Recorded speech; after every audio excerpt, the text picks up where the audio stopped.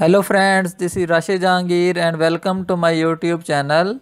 आज की इस वीडियो में हम रन टाइम पे HTML टेबल को कैसे क्रिएट करते हैं इसके बारे में बात करेंगे। तो टॉपिक स्टार्ट करने से पहले अगर आप इस चैनल पे न्यू हैं तो प्लीज़ इस चैनल को सब्सक्राइब कर लें ताकि आपको नई आने वाली वीडियोस टाइम पे मिलती रहें। तो चलें अब हम अपना टॉपिक स्टार्ट करते हैं। तो अब यहाँ पे मैं सबसे पहले यहाँ पे व्यू डिपार्टमेंट्स के पेज पे जाता हूँ और जहाँ पे हमने HTML टेबल बनाई थी और टेबल की बॉडी में हमने माई टेबल आईडी असाइन किया था, वहाँ पे मैंने इसको रन एट सर्वर कर दिया। और उसके बाद यहाँ पे मैं इसकी CS फाइल में आया तो यहाँ पे सर्वर साइड कोड पे जो हमने लास्ट टाइम लिखा था यहाँ पे कि अगर आप लॉगिन ना हो एडमिन तो उसके लिए हमने ये कोड पेस्ट करना है। तो यहाँ पे आके मैंने ये कोड पेस्ट कर दिया और इसके बाद यहाँ पे मैंने क्या करना है कि यहाँ पे रन टाइम पे मैंने जितने भी डेटाबेस में डिपार्टमेंट्स पड़े होंगे वो यहाँ पे शो करवाने हैं। तो उसके लिए मैं यहाँ पे कोड में जाके एक फ़ाइल ऐड करवाता हूँ या क्लास ऐड करवाता हूँ हेल्पर DB के नाम से। और यहाँ पे मैं एक मेथड क्रिएट कर लेता हूँ पब्लिक स्टैटिक, और उसकी रिटर्न टाइप हमारे पास है स्ट्रिंग, और इस फंक्शन का नाम मैंने रखा गेट डिपार्टमेंट्स। अब यहाँ पे आके सबसे पहले मैं यहाँ पे क्यूरी लिखता हूँ। क्यूरी इज़ इक्वल टू, यहाँ पे मैं लिखूँगा select all from departments. Departments हमारे पास क्या है, टेबल का नाम है। तो मैंने क्यूरी लिखी सेलेक्ट ऑल फ्रॉम डिपार्टमेंट्स और इसके बाद यहाँ पे मैंने कनेक्शन स्ट्रिंग बनानी है। तो मैंने यहाँ पे लिखा SQL connection is equal to new SQL connection, और इसके अंदर मैंने यहाँ पे यूज़र डिफाइन जो हमारे पास फंक्शन था उसको मैंने कॉल कर लिया। इसके बाद यहाँ पे मैं दूसरी जो हमारे पास बिल्ट इन क्लास है SQL कमांड, उसका ऑब्जेक्ट बनाया और उसमें मैंने यहाँ पे दो पैरामीटर पास किए, पहला क्यूरी का और दूसरा कनेक्शन का। अब इसके बाद मैंने कनेक्शन को ओपन कर दिया और इसके बाद यहाँ पे कनेक्शन को ओपन करने के बाद मैंने यहाँ से डाटा जो रीड किया डाटाबेस से उसको मैंने SQL डाटा रीडर के ऑब्जेक्ट में सेव करवा लिया। अब यहाँ पे मैंने एक वेरिएबल बनाया स्ट्रिंग टाइप का और उसका नाम रखा HTML, और उसको मैंने एम्प्टी स्ट्रिंग असाइन की। और उसके बाद यहाँ पे मैं चेक करता हूँ कि क्या हमारे पास डाटाबेस से डाटा आया है या नहीं। तो उसके लिए मैंने यहाँ पे कंडीशन लिखी, अगर तो रीडर में रोज़ हैं तो इसका मतलब है डाटा रीड हो गया है, अगर इसमें रोज़ नहीं है तो इसका मतलब है डाटा रीड नहीं हुआ। अगर यहाँ पे हमारे पास डाटा रीड हुआ है तो मैं यहाँ पे क्या करूँगा, 1 बाय 1 हर एक रो को इटरेट करूँगा। तो यहाँ पे मैं वाइल लूप के अंदर यहाँ पे रन टाइम पे एक रो बना रहा हूँ और उस रो के अंदर मैंने क्या बना लिया, एक कॉलम बना लिया है। और उस कॉलम के अंदर अब हमने क्या करना है, यहाँ पे वैल्यू यानी कि 1 2 3 लिखना है। तो यहाँ पे मैंने i की वैल्यू 1 है तो यहाँ पे मैंने लिखा i.toString।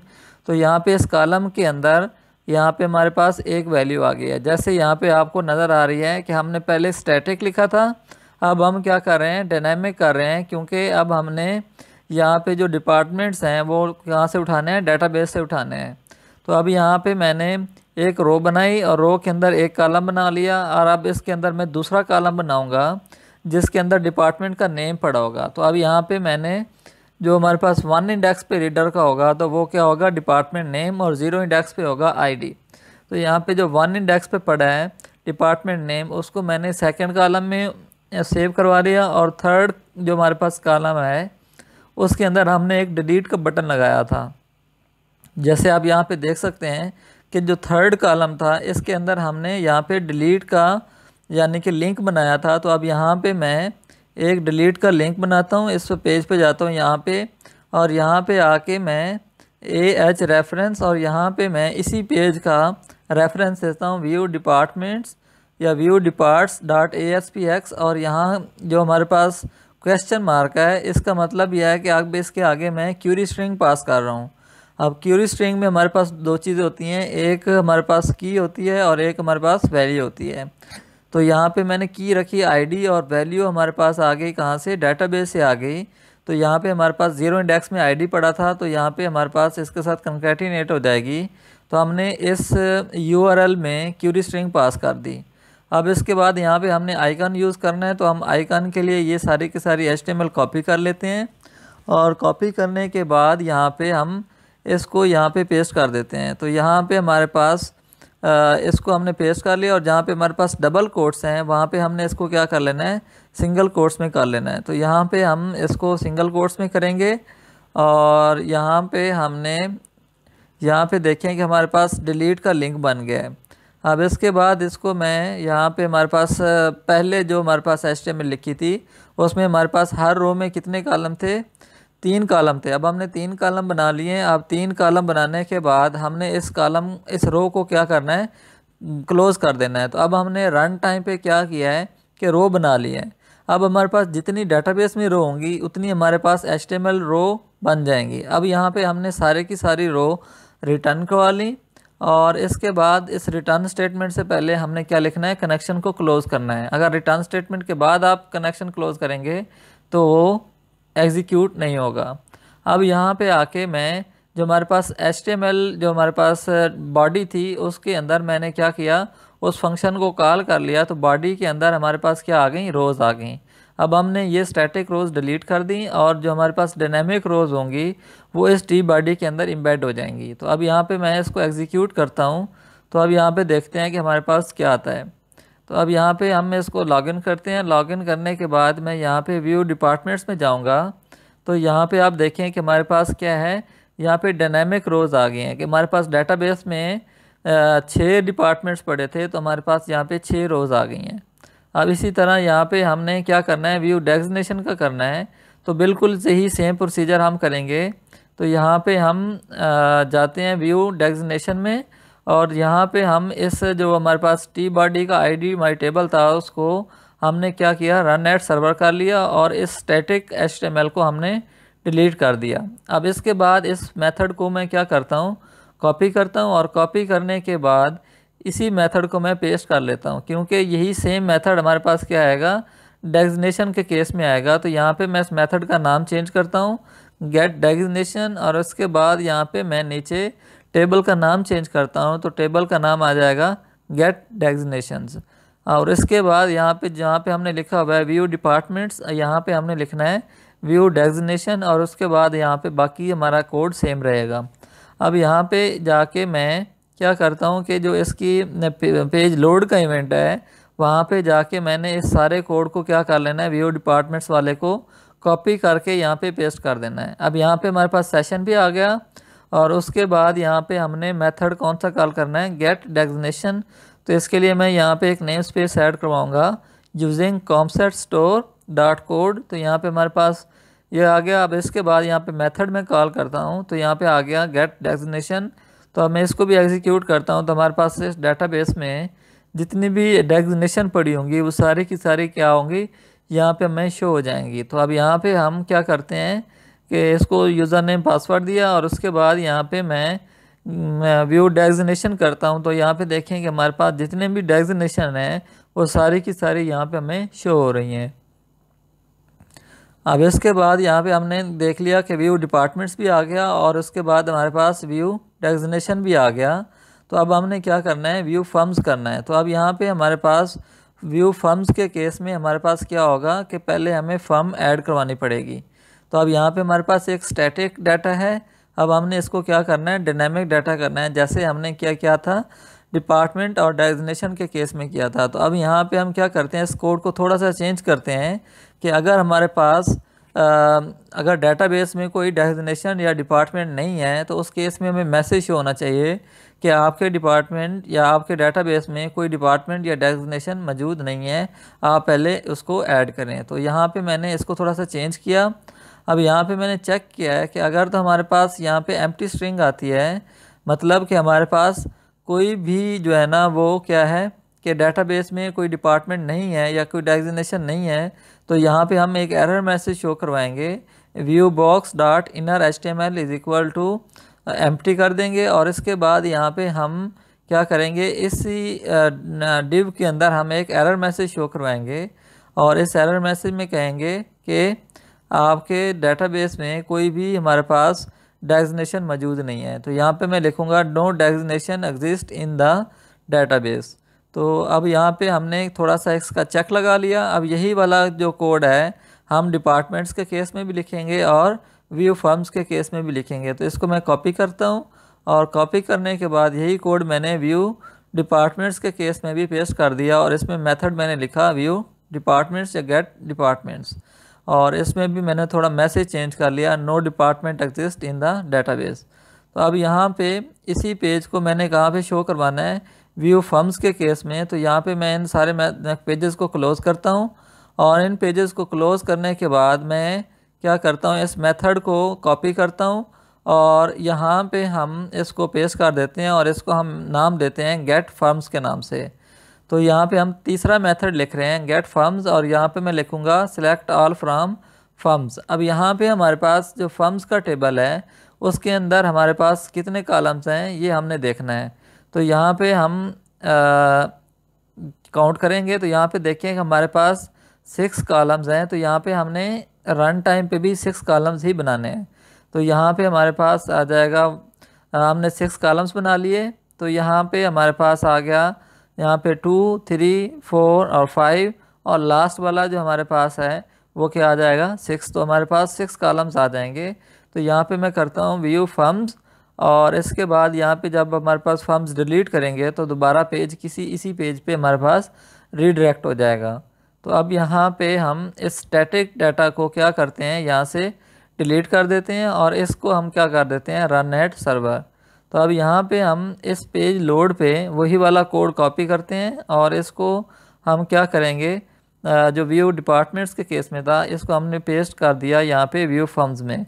अब यहाँ पे हम नेम स्पेस ऐड करवाते हैं com_set_store.code और यहाँ पे हमने मेथड कॉल करना है गेट फर्म्स और यहाँ पे हम कहेंगे no firms exist in the database, अगर हमारे पास डेटाबेस में कोई फर्म नहीं है। तो अब यहाँ पे मैंने इसको एग्जीक्यूट किया तो यहाँ पे देखते हैं कि हमारे पास डेटाबेस में कोई फर्म्स मौजूद है या नहीं है। तो अब यहाँ पे मैं यहाँ पे इसको यूज़र नेम पासवर्ड दूंगा।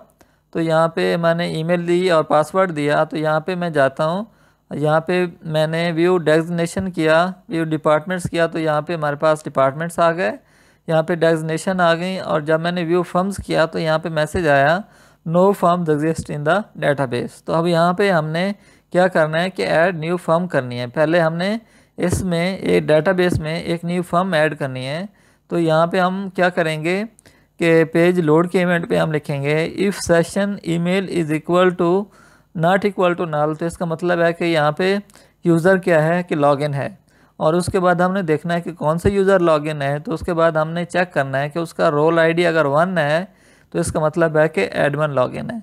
तो अब यहाँ पे ईमेल भी नल नहीं है और हमारे पास रोल आईडी भी 1 है।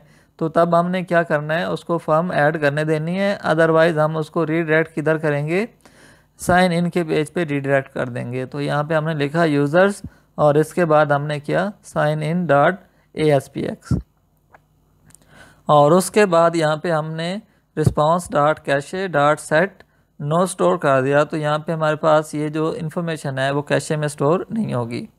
अब यहाँ पे हमने आना है और यहाँ पे हमने जो हमारे पास बटन है, बटन क्लिक के इवेंट पे हमने यहाँ पे एक इवेंट क्रिएट कर लिया। तो यहाँ पे हम आएंगे तो यहाँ पे देखिए कि हमारे पास यहाँ पे एक इवेंट क्रिएट हुआ है और इसके बाद यहाँ पे हमने जितने भी कंट्रोल्स हैं उनके आईडीज़ हमने यहाँ से देख लेने हैं।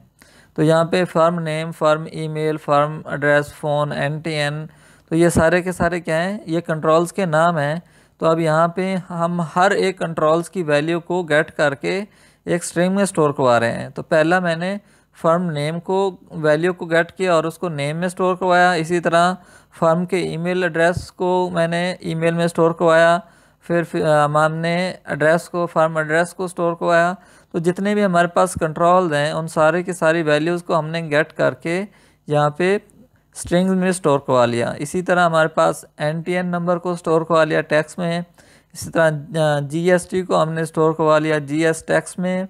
तो अब हमारे पास सारी वैल्यूज़ आ गई। अब हमने क्या करना है कि हमने हेल्पर एटम्स में जाके यहाँ पे ऐड न्यू फर्म्स के नाम से एक मेथड लिखना है। तो अब यहाँ पे मैं एक मेथड लिख रहा हूँ पब्लिक स्टैटिक स्ट्रिंग और इसका मेथड का नाम है ऐड न्यू फर्म और इसमें जितने भी पैरामीटर हमने पीछे लिखे हैं यानी कि 6 पैरामीटर हमने लिखे हैं। तो यहाँ पे हम 6 पैरामीटर यहाँ पे as a 6 variable as a parameter pass कर देते हैं। तो यहाँ पे हमारे पास 6 पैरामीटर पास हो गए और उसके बाद यहाँ पे हम इसमें क्या करते हैं कि यहाँ पे क्यूरी बनाते हैं, string query is equal to, तो यहाँ पे हम लिखेंगे इंसर्ट इनटू फर्म्स और वैल्यूज़ और उसके बाद यहाँ पे हम इन पैरामीटर्स की तरतीब देखी हमने। तो यहाँ पे फर्म्स को मैं यहाँ से देखता हूँ, तो यहाँ पे तरतीब देख ली मैंने कि ये इन पैरामीटर्स की या इन कॉलम्स की तरतीब क्या है। तो सबसे पहले हम फर्म नेम देंगे और इसके बाद इसको मैं यहाँ से कॉमा लगा के कॉपी कर लेता हूँ और इसको 6 टाइम्स मैं क्या करता हूँ, पेस्ट कर देता हूँ। तो हमारे पास क्या हो जाएगा, 6 हमारे पास यहाँ पे वैल्यूज़ पास हो जाएंगी। अब यहाँ पे मैंने इसको चेंज कर दिया ईमेल के साथ, यहाँ पे एड्रेस के साथ, यहाँ पे हमारे पास आ जाएगा सेल के साथ। अब यहाँ पे हमारे पास आ जाएगा NTN और उसके बाद लास्ट पे हमारे पास आ जाएगा GST। तो हमारे पास सारी वैल्यूज़ आ गई। अब यहाँ पे हमने क्या करना है, इसको एग्जीक्यूट करना है या इंसर्ट करना है डाटा को। तो इंसर्ट करने के लिए हमने क्या किया हुआ है कि एक अपना मेथड बनाया हुआ है। तो यहाँ पे हम उस मेथड को कॉल करेंगे। तो कॉल करने से पहले मैंने यहाँ पे ट्राई कैच ब्लॉक यूज़ किया और अब यहाँ पे मैं उस मेथड को कॉल करता हूँ, bool result is equal to db dot insert into SQL और इसमें अंदर मैंने क्या पास कर दिया, क्यूरी पास कर दी। तो यहाँ पे अब अगर हमारे पास ये रोज़ इंसर्ट हो जाएंगी तो हमारे पास ट्रू रिटर्न हो जाएगा, अदरवाइज़ हमारे पास फॉल्स रिटर्न हो जाएगा। और अगर हमारे पास कोई एक्सेप्शन आ जाती है तो हम उस एक्सेप्शन को मैसेज में स्टोर करवा लेंगे। और यहाँ पे हम देखते हैं कि अगर उस मैसेज के अंदर यहाँ पे हमारे पास कुछ कीज़ हैं, यहाँ पे हम जैसे पहले हमने कहा था कि डुप्लीकेट हमने firm name, firm cell, firm email store नहीं करने देनी। तो यहाँ पे हम इसकी कोड्स को कॉपी कर लेते हैं। तो यहाँ पे हमारे पास फर्म नेम, उसके बाद हमारे पास आएगा फर्म सेल और लास्ट पे आ जाएगा हमारे पास फर्म ईमेल। अब यहाँ पे हमने इसके की कोड को कॉपी करना है। तो यहाँ पे हम देखें कि कीज़ के अंदर हमारे पास होंगे कोड्स इसके। तो यहाँ पे हम देखें कि ये किस कॉलम का कोड है। तो यहाँ पे मैं इसको देखता हूँ, तो यहाँ पे देखें कि ये फर्म फ़ोन का हमारे पास है कोड। तो यहाँ पे मैं इस कोड को कॉपी करता हूँ और वहाँ पे जाके जहाँ पे सेल लिखा हुआ है इसके अंदर मैं यहाँ पे इसको पेस्ट कर देता हूँ। इसी तरह मैं इस कोड को यहाँ पे देखता हूँ कि ये किस कॉलम का है। तो ये फर्म ईमेल का है। इस तरह मैं इसको कॉपी करूँगा और कॉपी करने के बाद यहाँ पे ईमेल के आगे मैं इसको पेस्ट कर दूँगा। और इसके बाद हमारे पास लास्ट कॉलम रह गया। तो यहाँ पे देखें कि ये फर्म नेम का है। तो यहाँ पे मैं इसको कॉपी करूँगा और कॉपी करने के बाद यहाँ पे इसको मैं पेस्ट कर दूँगा। तो ये हमारे पास तीनों हमारे पास की कोड आ गए। अब इसके बाद यहाँ पे मैं इसको कंपेयर करता हूँ कि अगर मैसेज के अंदर हमारे पास फर्म नेम है तो हम कहेंगे कि ये जो फर्म नेम है ऑलरेडी हमारे पास डेटाबेस में मौजूद है, आप इसी नेम से एक नई फर्म ऐड नहीं कर सकते। तो यहाँ पे हमने मैसेज प्रिंट करवाया और यहाँ पे फर्म का हमने स्पेलिंग ठीक किया। और इसके बाद यहाँ पे हम दूसरा केस चेक करते हैं। दूसरे केस में हमने ये कहा हुआ था कि अगर मैसेज के अंदर यहाँ पे हमारे पास फर्म जो हमारे पास ईमेल है उसका कोड आता है तो हम यहाँ पे मैसेज प्रिंट करवाएंगे रिटर्न। और इसमें मैसेज हमने प्रिंट करवाया कि this email is already registered with another firm. तो यहाँ पे हमारे पास हम कहेंगे कि ये जो ईमेल आप लिख रहे हैं ये ऑलरेडी किसी और फर्म के साथ रजिस्टर्ड है। आप डुप्लीकेट ईमेल एक ही फर्म, दो फर्म्स के साथ नहीं लिख सकते हैं। अब यही केस हम क्या करेंगे, फ़ोन के साथ भी करेंगे। तो ये मैसेज हम यहाँ पे भी पेस्ट कर देंगे। तो यहाँ पे लिखेंगे this phone is already registered with another firm. और अगर इनमें से तीनों केस नहीं है तो उसके बाद हम क्या रिटर्न करवा देंगे, फॉल्स रिटर्न करवा देंगे। और यहाँ पे आके हम उस मेथड को यानी कि उस पेज के CS फाइल में हम आके यहाँ पे उस मेथड को क्या करते हैं, कॉल करते हैं। तो ऐड न्यू फर्म और इसके अंदर हमने 6 पैरामीटर पास करने हैं। तो हमने यहाँ पे 3, 4, 5 और इसके बाद लास्ट में हमने GS टेक्स्ट पास कर देना है। तो हमारे पास 6 पैरामीटर पास हो गए। अगर तो ये मेथड हमें ट्रू रिटर्न करवा रहा है तो अब हम कहेंगे कि हमारे पास ये फर्म सक्सेसफुली ऐड हो गई है। अदरवाइज़ हम क्या कहेंगे कि हमारे पास कोई एरर रिकॉर्ड हो गया है। तो अगर हमारे पास ट्रू हुआ है तो हम यहाँ पे सक्सेस मैसेज जनरेट करवाएंगे और ये कहेंगे कि जो हमारे पास आप फर्म ऐड करवा रहे हैं वो successfully stored in the system. और इसको हम क्या करेंगे, एज अ पैरामीटर पास करेंगे सक्सेस मैसेज में, जो कि हेल्पर की क्लास में पड़ा है। तो अब यहाँ पे मैंने ब्रैकेट लगा के इस सारे को मैंने एज ए पैरामीटर पास किया जनरेट सक्सेस मैसेज में। अब यहाँ पे ये केस हमने देख लिया। अगर हमारे पास ये ऊपर वाला मेथड अगर हमें फॉल्स रिटर्न करवाता है तो अब हम क्या कहेंगे कि इसी लाइन के अंदर हम मैसेज प्रिंट करवाएंगे कि कोई एरर अकर्ड हो गया, आप ट्राई अगेन करें। तो यहाँ पे हम इसके अंदर एक और मैसेज प्रिंट करवाते हैं। तो यहाँ पे हम लिखेंगे सॉरी या सम एरर अकर्ड, और इसके बाद यहाँ पे हम लिखेंगे ट्राई अगेन। तो यहाँ पे हम ये मैसेज प्रिंट करवाएंगे। अदरवाइज़ इन दोनों में से ना ट्रू रिटर्न होता है ना फॉल्स रिटर्न होता है। तो अब हम क्या करेंगे, यहाँ पे जो भी एक्सेप्शन होगी हम उस एक्सेप्शन को एज इट इज़ प्रिंट करवा देंगे एज ए एरर मैसेज। तो यहाँ पे हम कहेंगे helper dot generate error message, और उसके अंदर हमने एक्सेप्शन पास कर दी। अब यहाँ पे हम आते हैं और देखते हैं कि हमारे पास नई फॉर्म्स ऐड होती है या नहीं। तो अब यहाँ पे मैंने इस पेज को एग्जीक्यूट किया और ये रीडायरेक्ट करेगा हमें कहाँ पे, लॉगिन पेज पे। तो यहाँ पे मैंने ईमेल दिया और पासवर्ड दिया। अब यहाँ पे मैं ऐड न्यू फॉर्म पे जाता हूँ। तो यहाँ पे मैंने फॉर्म दी और इसके बाद यहाँ पे बाकी वैल्यूज़ मैंने दी। यहाँ पे ऐड करता हूँ तो यहाँ पे देखें कि पहले कोई रो नहीं थी, तो यहाँ पे आया कि आपका ऐड हो गया। और इसके बाद यहाँ पे मैं इसका ईमेल चेंज कर लेता हूँ, पासवर्ड चेंज कर लेता हूँ। तो यहाँ कह रहा है कि ये जो ईमेल है वो ऑलरेडी एग्जिस्ट करता है। तो यहाँ पे मैं क्या करूँगा, एक और फॉर्म का नेम देता हूँ और इसके बाद यहाँ पे करता हूँ। तो यहाँ पे इनकरेक्ट फ़ोन है, तो यहाँ पे आ रहा है this email is already exist with another. तो अब यहाँ पे इसको ईमेल को चेंज किया तो ये हमारे पास 2 फॉर्म्स ऐड हो गई। अब मैं व्यू फॉर्म्स पे करता हूँ तो यहाँ पे हमारे पास ये आ गया। अब यहाँ पे हमारे पास 1 2 नहीं है, सिर्फ 1 1 है। तो यहाँ पे हम जाएंगे हेल्पर डीबी में। तो यहाँ पे मैंने इंक्रीमेंट नहीं किया था i++। तो यहाँ पे तीनों मेथड में मैं क्या करूँगा, इंक्रीमेंट करूँगा i++। तो यहाँ पे व्यू डिपार्टमेंट्स, व्यू डेजिग्नेशन और व्यू फर्म्स में मैंने तीनों में i++ कर दिया या इंक्रीमेंट कर दिया। तो अब यहाँ पे देखते हैं कि हमारे पास रो में क्या आ जाएगा, 1 2 3 आ जाएगा। तो अब यहाँ पे मैं जाता हूँ व्यू डिपार्टमेंट्स किया, तो यहाँ पे देखें कि ये इंक्रीमेंट हो रहा है और इसके बाद यहाँ पे डेजिग्नेशन में भी इंक्रीमेंट हो रहा है और फर्म्स के केस में भी हमारे पास क्या हो रहा है, इंक्रीमेंट हो रहा है। अब यहाँ पे इसके बाद मैं जाता हूँ और यहाँ पे पेज लोड, जहाँ पे फर्म्स को मैंने ऐड करना है या आइटम को मैंने ऐड करना है या न्यू परचेज़ को मैंने ऐड करना है, वहाँ पे पेज लोड के इवेंट पे हमने क्या करना है कि हमने एटम टाइप, एटम कैटेगरी और फर्म्स के नेम हमने शो करवाने हैं। तो अब यहाँ पे हम पेज लोड के इवेंट पे जाएंगे और पेज लोड के इवेंट पे हमने यहाँ पे एक और मेथड ऑलरेडी बनाया हुआ था गेट कैटेगरीज़ के नाम से। तो अब यहाँ पे इस गेट कैटेगरीज़ के नाम के अंदर हमने एज ए पैरामीटर जो पास किया था वो ड्रॉप डाउन लिस्ट थी। तो अब यहाँ पे इस मेथड को मैं कॉपी करता हूँ और यहाँ पे मैं एक और मेथड बना लेता हूँ गेट फर्म्स के नाम से, और इसमें मैं एक ड्रॉप डाउन लिस्ट और ऐड कर लेता हूँ फर्म्स के नाम से। और यहाँ पे मैं कॉलम के नाम चेक कर लेता हूँ कि फर्म, यहाँ पे आएगा फर्म नेम और इसके बाद यहाँ पे फ्रॉम फर्म्स, और यहाँ पे इसको मैं क्या कर दूँगा, फर्म्स कर दूँगा। तो यहाँ पे हमारे पास एक और मेथड बन जाएगा। अब यहाँ पे हमारे पास जो टेक्स्ट फील्ड है वो क्या है, फर्म नेम है।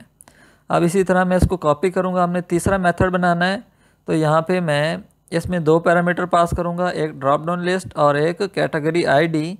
तो यहाँ पे इसको नाम भी मैं चेंज कर लेता हूँ गेट एटम्स टाइप, और जो एटम्स टाइप है इसके अंदर हमारे पास जो कॉलम्स हैं वो चेक कर लेते हैं, टाइप नेम और कैटेगरी आईडी। तो यहाँ पे हम कहेंगे एटम टाइप नेम और उसके बाद यहाँ पे हम कहेंगे from items type where category ID is equal to, यहाँ पे हमारे पास जो पैरामीटर में पास हो रहा है CID वो यहाँ पे हम लिख देंगे।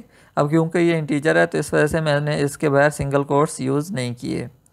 तो अब यहाँ पे हमारे पास ये क्यूरी बन गई और यहाँ पे हमने इसको टाइप्स दिया ड्रॉप डाउन का लिस्ट का नाम। तो यहाँ पे हमने इसको चेंज कर दिया टाइप्स के नाम से, और जो टेक्स्ट फील्ड है उसको हमने कर दिया टाइप नेम। तो हमारे पास तीनों मेथड बन गए। अब इन तीनों मेथड को हमने क्या करना है, यहाँ पे कॉल करना है। तो यहाँ पे इसमें पेज पे जाऊँगा और यहाँ पे लिखूँगा if page dot is post back is equal to false लिख लें या इससे पीछे हम नॉट लिख लें, ये एक ही बात है। तो यहाँ पे मैंने लिखा not page dot is post back. तो यहाँ पे हमने उन मेथड्स को कॉल करना है। तो यहाँ पे हम लिखेंगे helper items dot gate firms, और यहाँ पे जो फर्म्स का हमारे पास ड्रॉप डाउन लिस्ट थी वो हमने यहाँ पे पास कर देने हैं। यहाँ पे आईडी था फर्म्स और यहाँ पे कैटेगरी और एटम्स टाइप, ये ड्रॉप डाउन लिस्ट के नाम थे। तो अब यहाँ पे मैंने इनको पास कर दिया, फर्म्स को पास कर दिया और उसके बाद यहाँ पे गेट कैटेगरीज और इसके अंदर मैंने कैटेगरी का ड्रॉप डाउन लिस्ट पास कर दिया। और उसके बाद यहाँ पे मैं इफ़ कंडीशन लगाता हूँ, if category dot selected value dot to string is not equal to null. तो अब यहाँ पे हमने क्या करना है, एटम्स टाइप के मेथड को कॉल करना है। तो यहाँ पे हमने कहेंगे C I D is equal to category dot selected value dot to string. हमने ये वैल्यू ले ली और इसको हमने क्या किया, इंटीजर में कन्वर्ट कर लिया। और इंटीजर में कन्वर्ट करने के बाद ये वाली वैल्यू हमने एज ए पैरामीटर पास करनी है। तो यहाँ पे कहेंगे गेट एटम्स टाइप और यहाँ पे हमने ड्रॉप डाउन लिस्ट और उसके बाद यहाँ पे हमने दूसरा पैरामीटर जो ऊपर वाली लाइन है वो यहाँ पे पास कर दिया। तो अब यहाँ पे हम आएंगे और इसके बाद यहाँ पे हम देख रहे हैं कि यहाँ पे हमने इवेंट क्रिएट करना है। तो यहाँ पे हम इसको सिलेक्ट करेंगे और सिलेक्ट करने के बाद यहाँ पे हम इसकी प्रॉपर्टीज़ में जाएंगे और प्रॉपर्टीज़ में जाके इवेंट्स पे क्लिक करेंगे और यहाँ पे हमने इवेंट्स क्रिएट कर लिया। तो इवेंट्स के अंदर हमने ये 2 लाइनें कॉपी करके यहाँ पे हमने एज पेस्ट कर दी। तो हमारे पास जब भी ये वैल्यूज़ चेंज होंगी तो हमारे पास ये दूसरे 2 ड्रॉप डाउन लिस्ट की वैल्यू अपडेट हो जाएंगी। तो अब यहाँ पे हम इसको एग्जीक्यूट करते हैं। तो यहाँ पे मैंने ईमेल दिया, पासवर्ड दिया तो और इसको लॉगिन करता हूँ। तो अब यहाँ पे देखें कि हमारे पास फॉर्म भी आ गया, कैटेगरी भी आ गई और एटम टाइप भी आ गया। लेकिन ये क्या है कि ऑटो पोस्ट बैक हमने क्योंकि हमने नहीं किया हुआ तो इस वजह से हमारे पास ये चेंज नहीं हो रहा। तो अब यहाँ पे हम वापस कोड में जाएंगे और जो हमारे पास कैटेगरी का ड्रॉप डाउन लिस्ट है उसको हम क्या करेंगे, ऑटो पोस्ट बैक क्या कर देंगे, ट्रू कर देंगे। तो हम यहाँ पे रिक्वायर्ड को लास्ट पे लेके जाते हैं और इससे पहले हम क्या करते हैं, यहाँ पे ऑटो पोस्ट बैक क्या कर देते हैं, ट्रू कर देते हैं। और अब यहाँ पे मैं इसको सेव करके एग्जीक्यूट करता हूँ। तो अब क्या होगा कि जब भी हम वैल्यू कैटेगरी की चेंज करेंगे तो एटम्स टाइप क्या हो जाएंगे, ऑटोमेटिकली चेंज हो जाएंगे। तो अब यहाँ पे इसको 1 2 3 दिया। अब यहाँ पे देखें कि मैं फर्नीचर करता हूँ तो कंप्यूटर टेबल आ जाता है, कंप्यूटर्स करता हूँ तो हार्ड डिस्क आ जाता है। तो अब यहाँ पे एक ड्रॉप डाउन लिस्ट पे दूसरी ड्रॉप डाउन लिस्ट की वैल्यू हमारे पास चेंज हो रही हैं। अब यहाँ पे हमने बाकी वैल्यूज़ भी हमने यहाँ पे क्या करनी है, सेव करनी है। तो उसके लिए मैं यहाँ पे क्या करता हूँ, यहाँ पे एक स्टोर प्रोसीजर बनाता हूँ और उस स्टोर प्रोसीजर का नाम लिखता हूँ ऐड न्यू आइटम। और यहाँ पे मैं लिखता हूँ डेट, पहला जो हमारे पास पैरामीटर है डेट है और उसकी टाइप हमारे पास है varchar। दूसरा पैरामीटर हमारे पास कोड है, उसकी टाइप भी है varchar। और यहाँ पे हम देख लेते हैं, इसको एक्सपेंड करते हैं। तो यहाँ पे डेट और उसके बाद कोड और उसके बाद हमारे पास है टाइप आईडी। तो यहाँ पे हम लिखते हैं TID और इसकी टाइप है इंटीजर। उसके बाद है फर्म आईडी, तो यहाँ पे मैं लिखता हूँ FID और इसकी टाइप भी क्या इंटीजर। फिर उसके बाद है क्वांटिटी, तो यहाँ पे मैंने पैरामीटर लिखा क्वांटिटी और इंट इसकी टाइप है। और उसके बाद है हमारे पास प्राइस और इसके हमने लिखा इंट। और उसके बाद है हमारे पास टोटल प्राइस, तो यहाँ पे मैंने यहाँ पे टोटल इंट लिखा। और उसके बाद हमारे पास है डिस्क्रिप्शन और डिस्क्रिप्शन के बाद है हमारे पास रिसीप्ट। और रिसीप्ट हमारे पास क्योंकि वार बाइनरी में है, लेकिन अब हमने कहा था कि हमने बाइनरी डाटा स्टोर नहीं करना, हमने यहाँ पे इमेज नेम सेव करना है यानी varchar करना है। तो सबसे पहले मैं इस कॉलम को क्या करूँगा, चेंज करूँगा। यहाँ पे वार बाइनरी की बजाय क्या करूँगा, varchar करूँगा। तो मैं यहाँ पे अल्टर स्टेटमेंट लिखता हूँ, अल्टर टेबल न्यू परचेज। और इसके बाद किस कॉलम को चेंज करना है, रिसीप्ट को।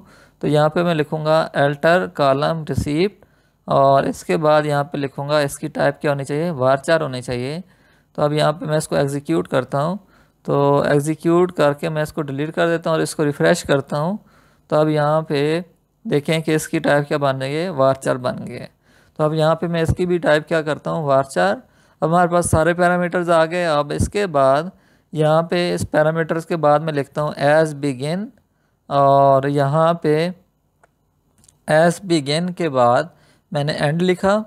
और यहाँ पे एज के बाद यहाँ पे मैंने यहाँ पे एक वेरिएबल डिक्लेयर कर लेता हूँ नंबर के नाम से और इसकी टाइप मैंने रखी इंटीजर।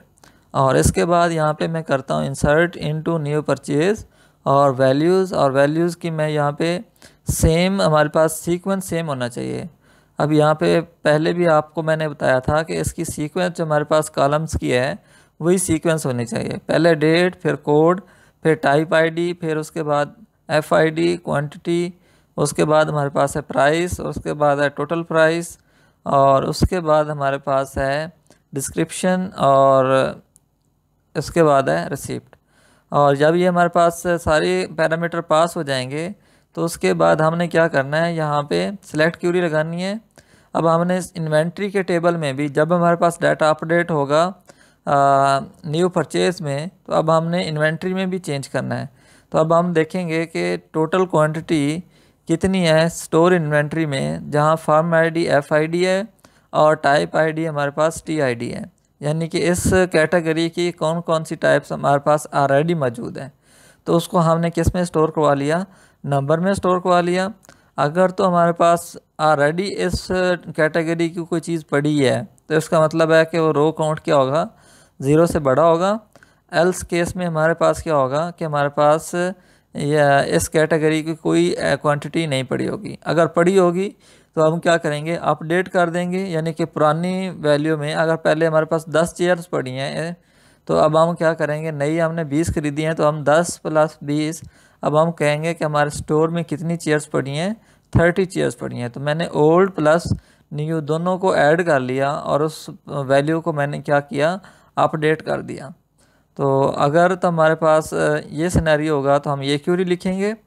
और अगर हमारे पास पहले इस कैटेगरी की कोई चीज़ नहीं पड़ी तो अब हम क्या करेंगे, उसमें इंसर्ट कर देंगे और कहेंगे कि इस फर्म की ये टाइप और इसकी क्वांटिटी कितनी है, हमारे पास ये है, ये हमारे स्टोर में आ गई हैं। तो अब यहाँ पे हमारे पास स्टोर प्रोसीजर बन जाएगा। और यहाँ पे मैं अगर इसको थोड़ा सा ऊपर लेके जाता हूँ तो अब इसको एग्जीक्यूट करता हूँ, अब देखें कि हमारे पास स्टोर प्रोसीजर सक्सेसफुली यहाँ पे बन गया है। अब यहाँ पे हमारे पास इसको मैं रिफ़्रेश करता हूँ तो यहाँ पे देखें कि हमारे पास ऐड न्यू फर्म्स के नाम से एक स्टोर प्रोसीजर बन गया है। अब यहाँ पे मैं इसके कोड में आता हूँ और कोड में आके यहाँ पे मैंने ये हेल्पर आइटम्स में आता हूँ, सॉरी, और हेल्पर आइटम्स में आके यहाँ पे मैं एक और फंक्शन बनाता हूँ, यानी यूज़र डिफाइन फंक्शन, और उसका नाम है रखा ऐड न्यू फर्म। और इसमें मैंने जो भी पैरामीटर स्टोर प्रोसीजर में पास किए थे वही सारे पैरामीटर मैं यहाँ पे पास कर रहा हूँ। यहाँ पे देखें कि डेट यहाँ पे आ गया, कोड आ गया, टाइप आईडी आ गया, फर्म आईडी आ गया, प्राइस आ गई, क्वांटिटी आ गई, और उसके बाद हमारे पास था डिस्क्रिप्शन, और उसके बाद हमारे पास था क्या, रिसीप्ट था। तो जो हमने वेरिएबल वहाँ पे पैरामीटर पास किए थे, यहाँ पे वही सारे वेरिएबल यहाँ पे भी एज ए पैरामीटर पास हो रहे हैं। तो यहाँ पे सबसे पहले मैं टोटल काउंट करूँगा तो टोटल आ जाएगा, प्राइस मल्टीप्लाइड बाई क्वांटिटी, तो हमारे पास टोटल प्राइस आ जाएगी। और उसके बाद यहाँ पे मैंने रिसीप्ट का देखना है, तो रिसीप्ट का हमने पहले भी किया हुआ था, यानी कि जब आपने एम्प्लॉय की इमेज सेव करवाई थी तो वही वाला कोड मैं यहाँ से कॉपी कर लेता हूँ। तो यहाँ पे मैं एम्प्लॉय व्यू एम्प्लॉयज़ के केस में यहाँ पे जाता हूँ। ये देखें कि ये जो हमने पहले ऐड न्यू एम्प्लॉय के केस में पैरामीटर पास किए थे, यहाँ से कॉपी करता हूँ, और कॉपी करने के बाद यहाँ पे मैं इस स्टोर प्रोसीजर का नाम चेंज कर लेता हूँ। तो यहाँ पे ऐड न्यू आइटम है तो यहाँ पे स्टोर प्रोसीजर का नाम चेंज हो जाएगा। और उसके बाद यहाँ पे पैरामीटर जो हमने जिस तरतीब से लिखे हैं तो यहाँ पे वही वाले पैरामीटर्स यहाँ पे आ जाएंगे। अब इसमें हमारे पास कितने पैरामीटर पास हो रहे थे, जितने भी हमारे पास यहाँ पे पैरामीटर पास हो रहे हैं वो यहाँ पे हम लिखेंगे। तो यहाँ पे हमारे पास डेट, कोड, और उसके बाद था टाइप आईडी, और उसके बाद फर्म आईडी। तो यहाँ पे जितने जो भी पैरामीटर की सीक्वेंस है हम उसी सीक्वेंस से यहाँ पे इसको लिखते जाएंगे। यहाँ पे टाइप हमारे पास इंटीजर है तो यहाँ हमने इंटीजर लिख दिया। अब इसके बाद हमारे पास फर्म था तो यहाँ पे हमने एफआईडी लिख दिया, और यहाँ पे हमने फर्म आईडी लिख दिया, और उसके बाद हमारे पास क्वांटिटी, प्राइस, और उसके बाद टोटल प्राइस। तो हम जो सारी की सारी चीज़ें हम क्या कर रहे हैं यहाँ पे एज ए सीक्वेंस में यहाँ पे लिख रहे हैं। तो यहाँ पे हमारे पास क्वांटिटी आ जाएगा, अब इसकी टाइप भी हमारे पास इंटीजर है, और उसके बाद हमारे पास प्राइस आ जाएगा। इसकी टाइप भी हमारे पास इंटीजर है। और उसके बाद हमारे पास टोटल आ जाएगा, तो इसकी हमारे पास टाइप भी इंटीजर है। और उसके बाद हमारे पास यहाँ पे डिस्क्रिप्शन आ जाएगी, और इसकी टाइप हमारे पास क्या है, यहाँ पे वारचार है। तो यहाँ पे हमने इसको चेंज करना है। तो यहाँ पे हमारे पास इसके बाद है हमारे पास रिसीप्ट, और रिसीप्ट में हमने पहले चेक करना है कि रिसीप्ट अपलोड हुई है या नहीं।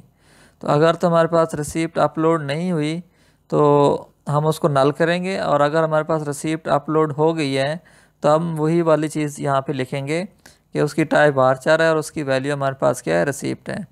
और उसके बाद यहाँ पे अगर हमारे पास रिसीप्ट अपलोड नहीं हुई यानी कि नल है, तो अब हम उसको क्या करेंगे, हम नल भी यहाँ पे कर सकते हैं कि कोई भी हमारे पास इसकी वैल्यू हम क्या असाइन कर देंगे, नल असाइन कर देंगे। तो यहाँ पे जो हमारे पास रिसीप्ट पैरामीटर है उसकी वैल्यू हम यहाँ पे क्या रख रहे हैं, db नल। तो यहाँ पे हमारे पास db नल डॉट वैल्यू। तो यहाँ पे अगर हमारे पास रिसीप्ट नहीं होगी तो हम नल वैल्यू स्टोर करेंगे, अगर रिसीप्ट होगी तो हम क्या करेंगे, यहाँ पे हमारे पास आ जाएगा कि इमेज का नाम आ जाएगा। और इसके बाद यहाँ पे मैं इसको ट्राई कैच ब्लॉक में लिखता हूँ। तो यहाँ पे एग्जीक्यूट नॉन क्यूरी, और ये हमारे पास इंटीजर रिटर्न को आता है। और अगर हमारे पास यहाँ पे रोज़ इंसर्ट हो गई हैं तो अब यहाँ पे हम करेंगे रिटर्न ट्रू कर देंगे, और अगर रोज़ इंसर्ट नहीं हुई तो हम फॉल्स रिटर्न को आ देंगे।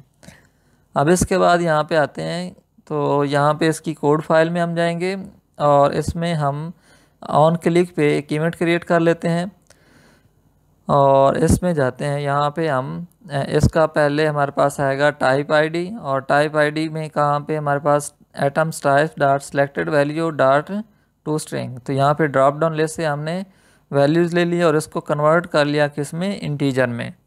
अब इसी तरह हमने फम्स का भी लेना है, तो यहाँ पे इसको कॉपी करके पेस्ट करता हूँ। तो यहाँ पे हमारे पास फम आ जाएगा, तो इसका नाम फम्स dot selected value dot to string, और उसको हमने इंटीजर में कन्वर्ट कर लिया। अब हमारे पास टाइप आईडी भी आ गई और फर्म आईडी भी आ गई। अब इसके बाद यहाँ पे हमने रिसीप्ट का कोड लिखना है। तो यहाँ पे हमारे पास रिसीप्ट या फाइल अपलोड का कोड ऑलरेडी हमने ऐड न्यू एम्प्लॉय के केस में लिखा था। तो यहाँ पे मैं इफ़ एल्स का जो कोड है वो सारा का यहाँ पे कॉपी कर लेता हूँ, और ऐड न्यू आइटम के केस में जाके इस सारे को हम क्या कर देते हैं, पेस्ट कर देते हैं। तो यहाँ पे आके मैं इस सारे कोड को क्या करूँगा, कॉपी करूँगा यहाँ से, और कॉपी करने के बाद यहाँ पे आके इसको पेस्ट कर देता हूँ। तो यहाँ पे जो पाथ है इसके नीचे हमारे पास एरर आ रहा है। तो अब यहाँ पे ऊपर मैं एक नेम स्पेस ऐड करवाऊँगा system.io। तो यहाँ पे हम यहाँ पे लिखेंगे system.io, और यहाँ पे देखें कि हमारे पास एरर ख़त्म हो गया। अब इसके बाद यहाँ पे हमारे पास लोकल वेरिएबल्स हैं, लोकल वेरिएबल्स को मैं यहाँ पे डिक्लेयर करवाता हूँ। तो यहाँ पे मैं सबसे पहले इस स्टोर इमेजेस के अंदर एक और फोल्डर बना लेता हूँ रिसीप्ट्स के नाम से। तो यहाँ पे मैं जो हमारे पास स्टोर इमेजेस है इसके अंदर मैंने एक और फोल्डर बनाया रिसीप्ट्स के नाम से। तो यहाँ तक हमारे पास क्या होंगी, रिसीप्ट सेव होंगी। और इसके बाद यहाँ पे मैं लोकल वेरिएबल हमारे पास पाथ और न्यू फाइल नेम, तो यहाँ पे मैं जाता हूँ और इसमें मैं दो लोकल वेरिएबल बना लेता हूँ, पाथ, और इसके बाद दूसरा वेरिएबल मैं बनाता हूँ स्ट्रिंग न्यू फाइल नेम। तो यहाँ पे हमारे पास देखें कि ये सेव हो गया। और उसके बाद हमारे पास है HTML भी एक लोकल वेरिएबल है। तो यहाँ पे मैं तीसरा वेरिएबल भी बना लेता हूँ HTML, और इसमें मैं यहाँ पे इस सारों को क्या किया, नल असाइन कर दिया। और इसके बाद यहाँ पे हमारे पास जो अलर्ट मैसेज है, यहाँ पे जो बटन के नीचे हम यहाँ पे भी क्या लिखते हैं, इसको कॉपी कर लेते हैं यहाँ से, हमारे पास जो एम्प्लॉयज़ वाले पेज से जहाँ से कॉपी किया और यहाँ पे मैंने इसको पेस्ट कर दिया। तो यहाँ पे हम देखें कि ये एरर ख़त्म हो गया। अब ये सारी लाइंस, कमेंट्स लाइंस को मैं क्या करता हूँ, यहाँ से डिलीट कर देता हूँ, और यहाँ पे जो हमारे पास इस लाइन को भी मैं यहाँ से डिलीट कर देता हूँ। तो यहाँ पे जो हमारे पास रिसीप्ट का जो होगा वेरिएबल, उसमें क्या पड़ा होगा, न्यू फाइल नेम। और अब इसके बाद यहाँ पे मैं बाकी चीज़ें लेता हूँ यहाँ से। तो यहाँ पे मैं लिखूँगा string date is equal to date picker dot value और इसके बाद string code is equal to item code dot value. और इसके बाद यहाँ पे हम आएंगे और इसके बाद हम तीसरा लेते हैं int quantity is equal to item quantity dot value. और इसको मैं क्या करता हूँ, इंटीजर में कन्वर्ट कर लेता हूँ। तो यहाँ पे मैं लिखूँगा इंट 32 डॉट, यहाँ पे हमारे पास पार्स, तो यहाँ पे हमारे पास ये आ गया। अब इसको कॉपी कर लेता हूँ और इसके बाद मैं इसमें प्राइस गेट कर लेता हूँ। तो यहाँ पे मैं लिखता हूँ एटम प्राइस डॉट वैल्यू, और इसको भी मैंने इंटीजर में कन्वर्ट कर लिया। और इसके बाद यहाँ पे हमारे पास लास्ट पे डिस्क्रिप्शन आ गई, string description is equal to description dot value. अब इसके बाद यहाँ पे मैं उस मेथड को कॉल करता हूँ, तो bool result is equal to helper items dot. यहाँ पे देखता हूँ तो यहाँ पे मेथड नहीं आ रहा। तो अब यहाँ पे हमने दो मेथड्स के नाम सेम रखे हैं, तो यहाँ पे हम इस मेथड का नाम चेंज करते हैं ऐड न्यू एटम। अब यहाँ पे आएंगे तो यहाँ पे मैं इस मेथड को कॉल करता हूँ ऐड न्यू एटम, और इसके अंदर मैं जो भी पैरामीटर्स थे यहाँ पे पहले डेट का, कोड का, TID, FID, और उसके बाद यहाँ पे प्राइस, क्वांटिटी, डिस्क्रिप्शन, और इसके बाद जो रिसीप्ट थी वो किस में पड़ी है, न्यू फाइल नेम में। तो यहाँ पे हमने सारे पैरामीटर पास कर दिए।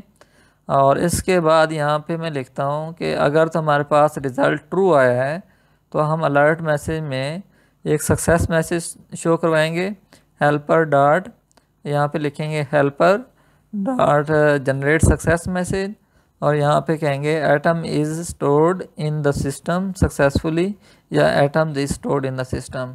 और इसके बाद यहाँ पे हम क्या करेंगे, इन सारी वैल्यूज़ को यहाँ पे नल कर देंगे। तो यहाँ पे डेट पिकर डॉट वैल्यू नल हो जाएगी, एटम कोड डॉट वैल्यू नल हो जाएगा, डिस्क्रिप्शन डॉट वैल्यू नल हो जाएगी, और इसके बाद यहाँ पे हमारे पास बाकी रह जाएगा एटम प्राइस डॉट वैल्यू, वो भी हम क्या करेंगे, एम्प्टी कर देंगे। एटम क्वांटिटी डॉट वैल्यू वो भी एम्प्टी कर देंगे। और एल्स केस में अगर हमारे पास आएगा तो हम यहाँ पे एरर मैसेज शो करवाएंगे। तो यहाँ पे हम लिखेंगे helper dot generate error message, और इसके अंदर हम लिखेंगे सॉरी ट्राई अगेन। तो यहाँ पे हमारे पास दोनों केस आ गए। अब यहाँ पे मैं इसको सेव करता हूँ और यहाँ पे सेव करके एग्जीक्यूट करता हूँ मैं इसको। तो यहाँ पे देखते हैं कि हमारे पास एटम ऐड होता है या नहीं। तो अब यहाँ पे मैंने इसको सेव करके एग्जीक्यूट करवाया। तो यहाँ पे मैं इसको ईमेल देता हूँ, पासवर्ड देता हूँ और लॉगिन करता हूँ यहाँ पे। तो यहाँ पे हम एक ब्रेक पॉइंट इंसर्ट कर लेते हैं। तो यहाँ पे मैंने एक ब्रेक पॉइंट इंसर्ट किया, और इसके बाद यहाँ पे मैंने पहले यहाँ पे रिफ़्रेश करके इसको मैंने डेट दी, और इसके बाद यहाँ पे मैंने हार्ड ड्राइव का कोड दिया, उसके बाद यहाँ पे प्राइस दी, यहाँ पे क्वांटिटी दी, और उसके बाद डिस्क्रिप्शन दी, और यहाँ पे मैंने क्या किया, रिसीप्ट यहाँ पे सिलेक्ट की। तो यहाँ पे अब इसको मैं ऐड आइटम करता हूँ। तो यहाँ पे मैं इसको स्टेप ओवर करूँगा। स्टेप ओवर करने के बाद अब यहाँ पे देखें कि हमारे पास सारी वैल्यूज़ यहाँ पे वेरिएबल्स में आ गई हैं। अब इसके बाद यहाँ पे मैं एक वन टाइम यहाँ पे देखें कि हमारे पास इमेज नेम भी आ गया है, और इसके बाद यहाँ पे स्टेप ओवर करता हूँ तो यहाँ पे देखें रिज़ल्ट ट्रू हो गए हैं। तो इसका मतलब है कि हमारे पास यहाँ पे ये सक्सेसफुली स्टोर हो गए हैं। तो अब यहाँ पे हम डाटाबेस में देखते हैं। तो यहाँ पे हमने यहाँ स्टोर इन्वेंट्री में देखा, तो यहाँ पे देखें कि वैल्यूज़ ऐड हो गई हैं, और न्यू परचेज़ में भी देखें कि यहाँ पे हमारे पास वैल्यूज़ ऐड हो गई हैं। मैं उम्मीद करता हूँ कि आपको ये वीडियो अच्छी लगी होगी। अगर आपके कोई भी क्वेश्चन हैं तो प्लीज़ कमेंट सेक्शन में लिख के बताएं, और अगर आप चाहते हैं कि आपको नई आने वाली वीडियोस टाइम पे मिलती रहें तो प्लीज़ इस चैनल को सब्सक्राइब करें। खुश रहें और खुश रखें। Thank you very much.